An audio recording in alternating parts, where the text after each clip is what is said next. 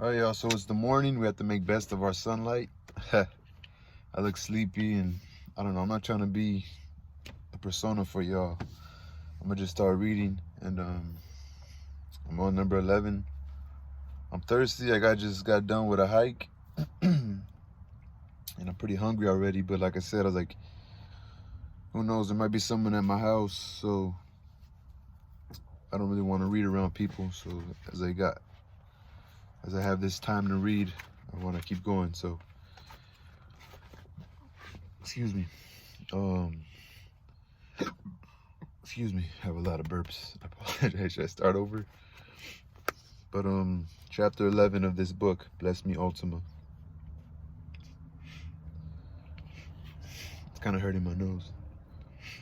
Hey Tony, Hulo Antonio Forrest, a voice called. At first I thought I was dreaming. I was fishing and sitting on a rock. The sun beating on my back had made me sleepy. I had been thinking how ULTIMA's medicine had cured my uncle and how he was well and could work again. I've been thinking how the medicine and the doctors and the priests have failed. In my mind, I could not understand how the power of God could fail, but it had. Tony, the voice called again. I opened my eyes and peered in the green brush of the river, silently like the deer. The figure of Sickle emerged. He was barefoot. He made no noise. He moved to the rock and squatted in front of me. I guess it was then that he decided to trust me with the secret of the golden carp. Sickle, I said. He nodded his dark, freckled face. Samuel, told you about the golden carp, you said. Yes, I replied. Have you ever fished for carp, he asked, here on the river or anywhere? No, I shook my head. I felt as if I was making a solemn oath. Do you want me to see the golden carp, he whispered. Do you want to see the golden carp, he whispered. I have hoped to see him all summer, I said breathlessly. Do you believe the golden carp is a god, he asked. The commandment of the Lord said, thou shalt have no other gods before me. I cannot lie. I know he would find the lie in my eyes if I did, but maybe there were other gods. Why had the power of God failed to cure my uncle? I am a Catholic, I stuttered. I can believe only in the God of church. I looked down. I was sorry because now he would not take me to see the golden carp. For a long time, Sickle did not speak. At least you are truthful, Tony, he said. He stood up. The quiet waters of the river washed gently southward. We have never taken a non-believer to see him, he said solemnly, but I want to believe. I looked up and pleaded. It's just that I have to believe in him. I pointed across the river where the cross of the church showed above the treetops. Perhaps he mused for a long time. Will you make an oath, he asked. Yes, I answered, but the commandment said, thou shalt not take the Lord's name in vain. Swear by the cross of the church that you will never hunt or kill a carp, he pointed to the cross. I never sworn on the cross before. I knew that if you broke your oath, it was the biggest sin a man could commit, because God was witness to the swearing on his name. But I will keep my promise. I will never break my oath. I swear, I said. Come, Sickle was off, wading across the river. I followed. I had waded across the river many times, but I never felt an urgency like today. I was excited about seeing the magical golden carp. The golden carp will be swimming down the creek today, Sickle whispered. We scrambled up the bank and through the thick brush. We climbed the steep hill to the town and headed towards the school. I never came up this street to go to school, and so the houses were not familiar to me. We paused at one place. Do you know who lives here? Sickle pointed at a green arbor. There was a fence with green vines on it and many trees. Every house in town had trees, but I had never seen a place so green. It was thick like some of the jungles I saw in the movies in town. No, I said. We drew closer and peered through the dense curtain of green that surrounded a small adobe hut. Narciso, Sickle said. Sickle whispered. Narciso has been on the bridge the night Lupita was murdered. He had tried to reason with the men. He had tried to save Lupita's life. He had been called a drunk. My father and my mother know him, I said. I cannot take my eyes from the garden that surrounded the small house. Every kind of fruit and vegetable I knew seemed to grow in the garden, and there was even more abundance here than on my uncle's farm. I know, Sickle said. They are from the Llano. I have never seen such a place, I whispered. Even then the air of the garden was sweet to smell. The garden of Narciso, Sickle said with reverence, is envied by all. Would you like to taste its fruits? We can, I said. It was a sin to take anything without permission. Narciso is my friend, Sickle said. He reached through the green wall and a secret latched open an ivy-laden door. We walked into the garden. Sickle closed the door behind him and said Narciso was in jail. The sheriff found him drunk. I was fascinated by the garden. I forgot about seeing the golden carp. The air was cool and clear, not dusty and hot like the street. Somewhere I heard the sound of gurgling water. Somewhere here there is a spring, Sickle said. I don't know where. That is what makes the garden so green. That and the magic of a Narciso. I was bewildered by the garden. Everywhere I looked, there There were fruit-laden trees and rows of vegetables. I knew the earth was fruitful because I had seen my uncles make it bear in abundance, but I never realized it could be like this. The ground was soft to walk on. The fragrance of sun-dazzling flowers was deep and soft and beautiful. The garden of Narciso, I whispered. Narciso was my friend, sickle in tone. He pulled some carrots from the soft, dark earth, and we sat down to eat. I cannot, I said. It was silent and peaceful in the garden, and felt that someone was watching us. It is all right, Sickle said, and although I did not feel good about it, I ate the golden carrot. I never eaten anything sweeter or juicier in my life. What does Narciso drink, I asked. To forget, Sickle answered. Does he know about the golden carp, I asked. The magic people all know about the coming day of the golden carp. Sickle answered, his bright eyes twinkled. Do you know how Narciso plants, he asked. No, I answered. I always thought farmers were sober men. I could not imagine a drunk man planting and reaping such fruits. By the light of the moon, Sickle whispered, like my uncles the Lunas. In the spring, Narciso gets drunk, Sickle continued. He stays drunk until the bad blood of spring is washed away. Then the moon of planting comes over the elm trees and shines on the hoard of last year's seeds. It is then that he gathers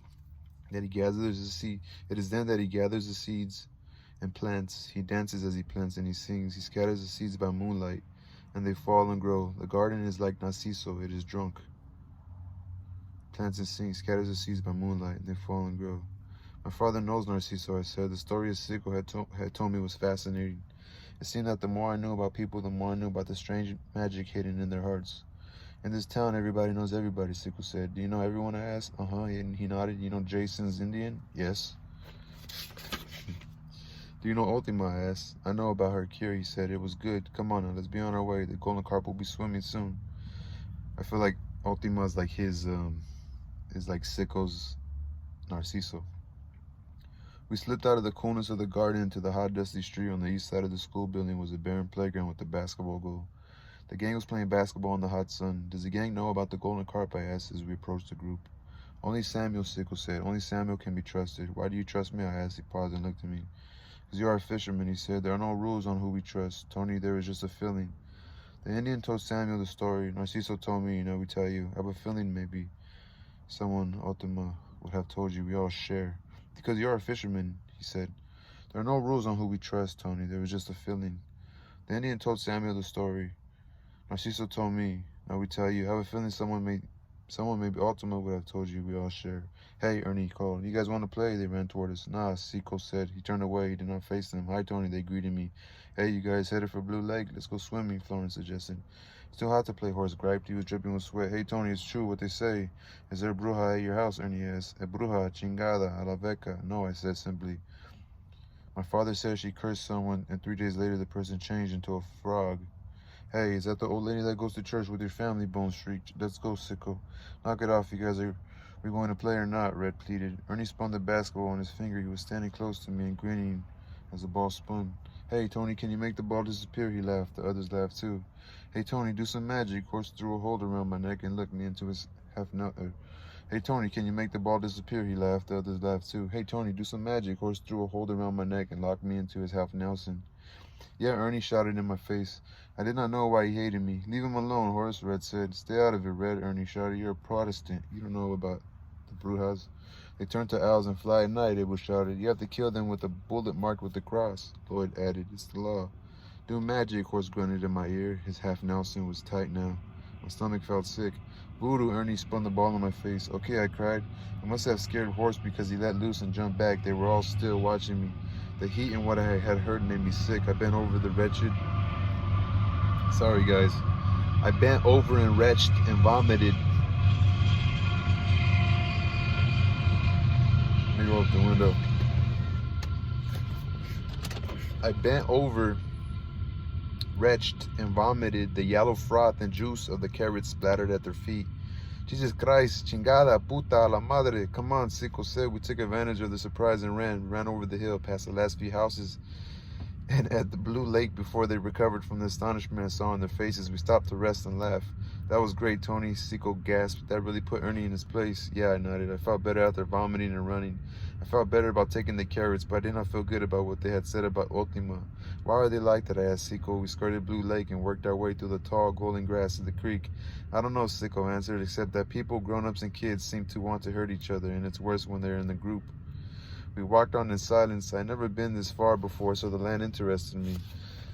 I knew that the waters of our Rio flowed from springs in the dark hills. I knew that those hills cradled the mysterious hidden lakes, but I had never been there. The creek flowed around the town, crossed beneath the bridge to El Puerto, then turned towards the river. There was a small reservoir there, and where the water emptied into the river, the watercress grew thick and green. ULTIMA and I had visited the place in search of roots and herbs. The water of El Rito was clear and clean. It was not muddy like the water of the river. We followed the footpath along the creek until we came to a thicket of brush and trees. The trail skirted around the bosque. Bosque. Sicko paused and looked around. He pretended to be removing a splinter from his foot, but he was cautiously scanning the trail and the grass around us. I was sure we were alone. The last people we had seen were the swimmers at the Blue Lake. A few miles back, Sicko pointed to the path. The fishermen followed the trail around the brush. He whispered, "They hit the creek again just below the pond that's hidden in there." He squirmed into the thicket on hands and knees and followed. After a while, we could stand up again and follow the creek to a place where an old beaver dam made a large pond. It was a beautiful spot. The pond was dark and clear, and the water trickled and gurgled over the top of the dam. There was plenty of grass along the bank, and on all sides the tall brush and trees rose to shut off the world. Sicko pointed, "The golden carp will come through there." The cool waters of the creek came out of a dark, shadowy grotto of overhanging thicket that flowed about 30 feet before they entered the large pond. Sicko reached into a clump of grass and brought out a long, thin, salt cedar branch with a spear at the end. The razor-sharp steel glistened in the sun. The other end of the spear had a nylon cord attached to it for retrieving. "I fished for the black bass at the pond," Sicko said. He took a position on a high clump of grass at the edge of the bank and monitored for me to sit by the bank, but away from him. "How can you see him?" I asked. The waters of the pool were clear and pure, but dark from the depth and shadows of the surrounding brush. The sun was crystalline white in the clear but blue sky. The sun was crystalline white in the clear blue sky, but still there was the darkness and shadows in this sacred spot. "The golden carp will scare him up," Sicko whispered. "The black bass thinks he can be king of the fish, but all he wants to eat is The black bass thinks he can be king of the fish, but all he wants to do is eat them. The black bass is a killer, but the real king is the golden carp, Tony. He does not eat his own kind." Sicko's eyes remained glued on the dark waters. His body was motionless, like a spring awaiting release. We had been whispering since we arrived at the pond, but I didn't know except that it was just one of those places where one can communicate only in whispers, like church. Sicko's eyes remained glued on the dark waters. His body was motionless, like a spring awaiting release. We had been whispering since we arrived at the pond, but I don't know except that it was just one of those places where one can communicate only in whispers, like church. We sat for a long time, waiting for the golden carp. It was very pleasant to sit in the warm sunshine and watch the pure waters drift by. The drone of the summer insects and the grasshoppers made me sleepy. The lush green of the grass was cooler, and beneath the grass was a dark earth, patient, waiting. To the northeast, 2 hawks circled endlessly in the clear sky. There must be something dead on the road to Tucumcari, I thought. To Tucumcari. Then the golden carp came. Sicko pointed, and I turned where the stream came out of the dark grotto of overhanging tree branches. At first I thought I must be dreaming. I'd expected to see this carp, the size of a river carp, perhaps a little bigger and slightly orange instead of brown. I rubbed my eyes and watched in astonishment. Behold the golden carp, Lord of the waters. I turned and saw Sicko standing, his spear held across his chest as if in acknowledgement of the presence of a ruler. The huge, beautiful form glided through the blue waters. I could not believe its size. It was bigger than me and bright and orange. The sunlight glistened off his golden scales. He glided down the creek with a couple of small carp following, but they were like minnows compared to him. "The golden carp," I whispered in awe. I could not have been more entranced if I had seen the Virgin or God himself. The golden carp had seen me. It made a wide sweep, its back making ripples in the dark water. I could have reached out into the water and touched the holy fish. "He knows you are a friend," Sicko whispered. Then the golden carp swam by Sicko and disappeared into the darkness of the pond. I felt my body trembling as I saw the bright golden form disappear.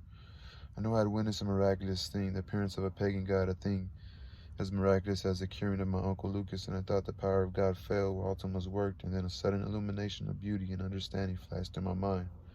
This is what I had expected God to do at my first Holy Communion. If God was witness to my beholding of the golden carp, then I had sinned. I clasped my hands and was about to pray to the heavens when the waters of the pond exploded. I turned in time to see Sicko hurl his spear at the monstrous black bass that had broken the surface of the waters. The evil mouth of the black bass was open and red. Its eyes were glazed with hate as it hung in the air, surrounded by churning water and a million diamond droplets of water. The spear whistled through the air, but the aim was low. The huge tail swished and contemptuously flipped it aside. Then the black form dropped into the foaming waters. Miss, Sickle groaned. He retrieved his line slowly. I nodded my head. I can't believe what I have seen. I heard myself say, are all the fish that big here? No, Sickle smiled. They catch 2 and 3 pounders below the beaver dam. The black bass must weigh close to 20. He threw his spear and line behind the clump of grass and came to sit by me. Come on, let's put our feet in the water. The golden carp will be returning. Are you sorry you missed? I asked as we slid out feet into the cool water. No, Sickle said, it's just a game. The orange of the golden carp appeared at the edge of the pond. As he came out of the darkness of the pond, the sun caught his shiny scales, and the light reflected orange and yellow and red. He swam very close to our feet. His body was round and smooth in the clear water. We watched in silence at the beauty and grandeur of the great fish. Out of the corners of my eyes, I saw Sickle hold his hand to his breast as the golden carp glided. Then with the switch of his powerful tail, the golden carp disappeared into the shadowy water under the thicket. I shook my head. What will happen to the golden carp? What do you mean? Sickle asked. There are many men who fish here.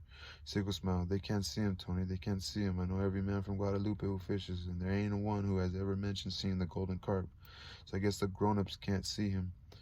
The Indian Narciso Ultima. They're different to Tony, like Samuel and me and you. I see, I said. I don't know what that difference was, but I did feel the strange brotherhood with Sickle. We shared a secret that the world always binds us. Where does the golden carp go? I guessed and nodded upstream. He swims upstream to the lakes of the mermaid, the hidden lakes. The mermaid, I questioned him. There are 2 deep, hidden lakes up in the hills, he continued. They feed the creek. Some people say those lakes have no bottom. There's good fishing, but very few people go there.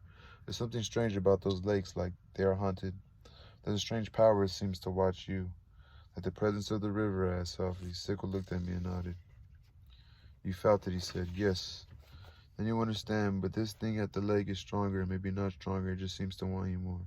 The time I was there, I climbed to one of the overhanging cliffs and I just sat there watching the fish in the clear water. I didn't know about the power then, I was just thinking how good the fishing would be when I began to hear strange music. It came from far away and it was a low, lonely murmuring, maybe like something a sad girl would sing. I looked around, but I was alone. I looked over the ledge of the cliff and singing seemed to be coming from the water and it seemed to be calling my name. I was spellbound with Sickle's whispered story. If I had not seen the golden carps, perhaps I would not have believed him, but I have seen too much today to doubt him. I swear, Tony, the music was pulling me into the dark waters below. The only thing that saved me from plunging into the lake was the golden carp. He appeared and the music stopped. Only then could I tear myself away from that place. Man, I ran, oh how I ran. I had never been afraid before, but I was afraid then. And it wasn't the singing that was evil. It was just what it called for me to join it. One more step, and I stepped over the ledge and drowned in the waters of the lake. I was spellbound with... Well, then you understand, but this thing, the lakes, is stronger, maybe not stronger, it just seems to want you more. The time I was there, I climbed to one of the overhanging cliffs and I just sat there watching the fish in the clear water. I didn't know about the power then, I was just thinking how good the fishing would be when I began to hear strange music. It came from far away, it was a low, lonely murmuring, maybe like something a sad girl would sing. I looked around, but I was alone. I looked over the ledge of the cliff and the singing seemed to be coming from the water and it seemed to be calling my name. I looked around, but I was alone. I looked over the ledge of the cliff, and the singing seemed to be coming from the water, and it seemed to be calling my name. I was spellbound with Sickle's whispered story. I had not seen the golden carp. Perhaps I would not have believed him, but I have seen too much today to doubt him. I swear, Tony, the music was pulling me into the dark waters below. The only thing that saved me from plunging into the lake was the golden carp. He appeared, and the music stopped. Only then could I tear myself away from that place. Man, I ran, oh how I ran. I had never been afraid before, but I was afraid then, and it wasn't the singing that was evil. It was just that it called for me to join it. One more step, and I had stepped over the ledge and drowned into the waters of the lake. I waited a long time before I asked the next question. I waited for him to be finishing. I waited for him to finish reliving his experience. Did you see the mermaid? No, he answered. Who is she? I whispered. No one knows, a deserted woman, and just the wind singing around the edges of those cliffs. No one really knows, it just calls people to it. Who? He looked at me carefully. His eyes were clear and bright like Ultima's, and there were lines of age already showing. Last summer, the mermaid took a shepherd. He was a man from Mexico, new here and working for a ranch beyond the hills. He had not heard the story about the lakes. He brought his sheep to water there, and he heard the singing. He made it back to town and even swore that he had seen the mermaid. He said it was a woman resting on the water and singing a lonely song. She was half woman and half fish. She said the song made him want to wade out to the middle of the lake to help her, but his fear had made him run. He made it, and he heard the singing. He brought his sheep to water there, and he heard the singing. He made it back to town and even swore that he had seen the mermaid. He said it was a woman resting on the water and singing a lonely song. She was half woman and half fish. She said the song made him want to wade out the middle of the lake to help her, but his fear had made him run. He told everyone the story, but no one believed him. He ended up getting drunk in town and swearing he would prove his story by going back to the lakes and bringing back the merwoman. He never returned. A week later, the flock was found in the lakes. He had vanished. You think the mermaid took him? I asked. I don't know, Tony. Sicko said to knit his brow. There's a lot of things I don't know, but never go to the hidden lakes alone. Tony, never. It's not safe. I nodded that I would honor his warning. It's so strange, I said, the things that happen, the things that I have seen or heard about. Yes, he agreed. These things of the water, the mermaid, the golden carp, they are strange. There's so much water around the town, the river, the creek, the lakes. Sicko leaned back and stared into the bright sky. This whole land was once covered by a sea a long time ago. My name means sea, I pondered aloud. Hey, that's right, he said. Mades means sea. It means you came from the ocean. Tony Mades, arisen from the sea. My father says our blood is restless like the sea. That's beautiful, he said. He laughed. You know, this land belonged to the fish before it belonged to us. I have no doubt that the prophecy of the golden carp, he will come to rule again. What do you mean, I asked. What do you mean, Sicko said quizzically. I mean that the golden carp will come to rule again. Didn't Samuel tell you? No, I shook my head. Well, he told you about the people who killed the carp of the river and were punished by being turned into fish themselves. After that happened many years later, new people came to live in this valley. They were no better than the first inhabitants. In fact, they were worse. They sinned a lot. They sinned against each other, and they sinned against the legends they knew, and so the golden carp sent them a prophecy. He said that the sins of the people will weigh so heavy upon the land that in the end the whole town would collapse and be swallowed by water. I must have whistled an exclamation inside. Tony, Sicko said, this whole town is sitting over a deep underground lake. Everybody knows that. Look, he drew on the sand with a stick. Here's a river. The creek flows up here and curves into the river. The hidden lakes complete the other border, see? I'm Tony Sicko. This whole town is sitting over a deep underground lake. Everybody knows it. Everybody knows that. Look, he drew on the sand with a stick. Here's the river. The creek flows up here and curves into the river. The hidden lakes complete the other borders, see? I nodded. The town was surrounded by water. It was frightening to know that. The whole town, I whispered in amazement. Yep, Sicko said, the whole town. The golden carp has warned us that the land cannot take the weight of its sins. The land will finally sink. But you live in town, I exclaimed. He smiled and stood up. The golden carp is my God, Tony. He will rule the new waters. I will be happy to be with my God. It was unbelievable, yet it made a wild kind of sense. All the pieces fitted. Do the people of the town know? I asked anxiously. They know, he nodded, and they keep on sinning, but it's not fair for those who don't sin, I countered. Tony, Sicko said softly, all men sin. I had no answer to that. My own mother had said that losing your innocence and becoming a man was learning to sin. I felt weak and powerless in the knowledge of the impending doom. When will it happen? I asked. No one knows, Sicko answered. It could be today, tomorrow, a week, 100 years, but it will happen. What can we do? I asked. From my voice trembled. Sin against no one, Sicko answered. I walked away from that haven which held the pond and the swimming waters of the golden carp, feeling a great weight in my heart. I was saddened by what I had learned. I had seen beauty, but the beauty had burdened me with responsibility. Sicko wanted to fish at the dam, but I was not in the mood for it. I thanked him for letting me see the golden carp cross the river and trudged up the hill homeward. I thought about telling everyone in town to stop their sinning or drown and die. They would not believe me. How could I preach to the whole town? I was only a boy. They would not listen. They would say I was crazy or bewitched by Ultima's magic.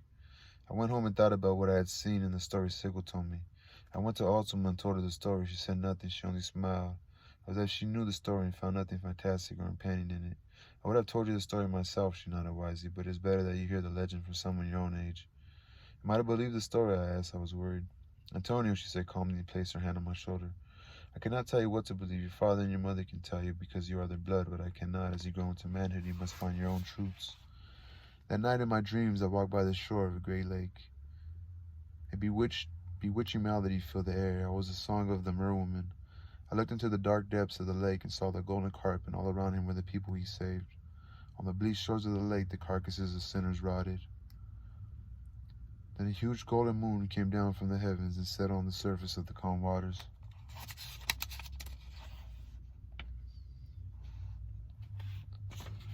I looked towards the enchanting light, expecting to see the Virgin of Guadalupe, but in her place I saw my mother. Mother, I cried, you are saved, we're all saved. Yes, my Antonia, she smiled. We who are baptized in the water of the moon, which is made holy by our Holy Mother, the Church, are saved. Yes, my Antonia, she smiled. We who were baptized in the water of the moon, which was made holy by our Holy Mother, the Church, are saved. Lies, my father shouted. Antonia was not baptized in the holy water of the moon, but in the salt water of the sea. I turned and saw him standing on the corpse-strewn shore. I felt a searing pain spread through my body. Oh, please tell me which is the water that runs through my veins, I moaned. Oh, please tell me which is the water that washes my burning eyes. It is the sweet water of the moon, my mother cooed softly. It is the water the Church chooses to make holy and place in its front. It is the water of your baptism. Lies, lies, my father laughed. Through your body runs the salt water of the ocean. It is that water which makes you Mares and not Luna. It is the water that binds you to the pagan god of Sico, the golden carp. Oh, I cried, please tell me. The agony of pain was more than I could bear. Excruciating pain broke and I sweated blood. There was a howling wind as the moon rose and its powers pulled at the still waters of the lake. Thunder split the air and the lightning burst, illuminated the churning, frothy tempest. The ghost stood and walked upon the shore. The lake seemed to respond with rage and fury.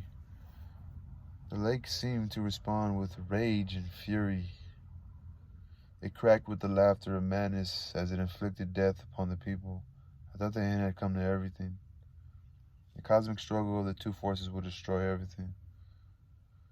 There was a howling wind as the moon rose and its power pulled at still waters of the lake. Thunder split the air and lightning bursts illuminated the churning, frothy tempest. The ghost stood and walked upon the shore. The lake seemed to respond with rage and fury. It cracked with the laughter of madness as it inflicted death upon the people. I thought the end had come to everything. The cosmic struggle of the two forces would destroy everything. The doom which Sickle had predicted was upon us. I clasped my hands and knelt to pray. The terrifying end was near. Then I heard a voice speak above the sound of the storm. I looked up and saw ULTIMA. See, she cried to the raging powers, and the power from the heavens and the power from the earth obeyed her. The storm abated. Stand, Antonio, she commanded, and I stood. You both know, she spoke to my father and mother, that the sweet water of the moon which falls as rain is the same water that gathers into rivers and flows to fill the seas. Without the waters of the moon to replenish the oceans, there will be no oceans.